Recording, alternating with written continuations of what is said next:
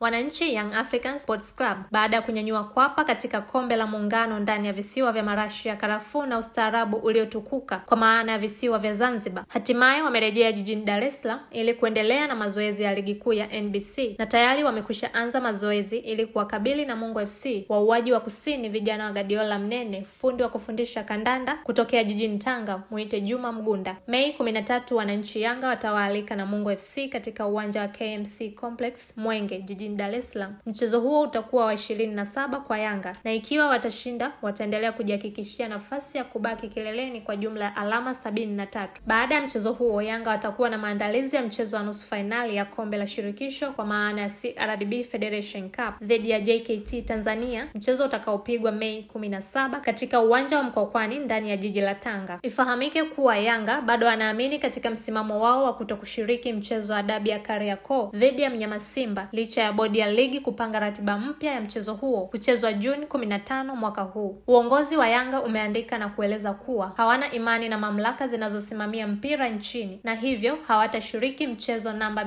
184 dhidi ya mnyama Simba licha ya mchezo huo kupangiwa tarehe mpya baada ya kuahirishwa Machi 8 mwaka huu. Je, nini kitajiri kwa mabingwa hawa watetezi wakiwa wanahitaji kuchukua kombe la ligi kuu kwa mara ya 4 mfululizo? Naitwa Jessica Bitus. Asante sana kwa kuendelea kuiamini na kuipa nafasi wa Kusoma Media. Mpaka wakati mwingine.